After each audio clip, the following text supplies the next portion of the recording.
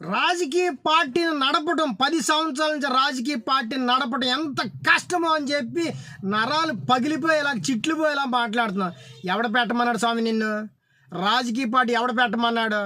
నువ్వే ఉద్ధరిద్దామని వచ్చి జనసేన పార్టీ పెట్టావు. దానికి కుర్రోళ్ళు ఉర్రేతలు ఊగిపోయి నాలాంటి వాళ్ళు కూడా వచ్చి నీకు సపోర్ట్ చేయడం మొదలుపెట్టారు. కానీ నువ్వేం చేసావు? జనాల సమస్యలు పరిష్కరించాలా? జనాలతో ఎప్పుడు మమేకం అవ్వాలా? జనాల్ని వాళ్ళ కష్టాలు ఏమున్నాయి ఎప్పుడు ఏ రోజు తెలుసుకోవాలా?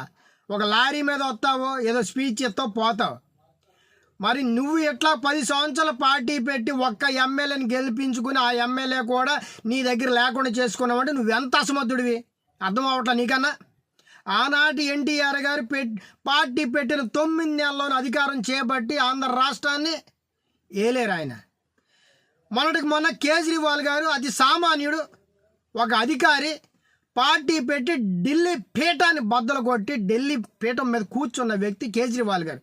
నీలాగా ఫిలిం స్టార్ కాదు, నీలాగా రాజకీయ బ్యాక్గ్రౌండ్ లేదు, ఒక అతి సామాన్యుడు ఆయన. ఎట్లాగా? మీ అన్నయ్య కూడా 18 సీట్లు గెలుచుకున్నాడు కదా.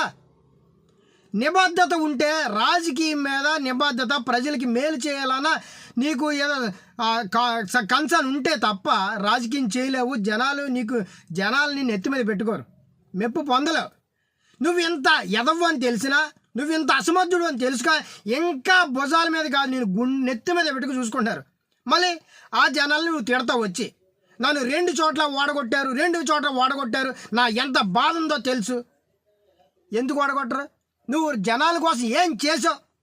నువ్వు జనాల కోసం ఇది చేశానని చెప్పు. ఏమీ చేయవు, పౌడర్ వేసుకుని వచ్చి ఊగిపోతూ మాట్లాడుతూ మళ్ళీ నిన్ను నెత్తి మీద పెట్టుకున్నావు తిడతావు. నువ్వు నిన్ను ఎవడో ప్రశ్నించకూడదు. ప్రశ్నిస్తే వైఎస్ఆర్సీపీ కోవట్లు అంటావు నువ్వు. ఇది నీ పద్ధతి. నిన్నెవడా మోసేది? ఇంకా నిన్నెవడో అందలం ఎక్కించేది?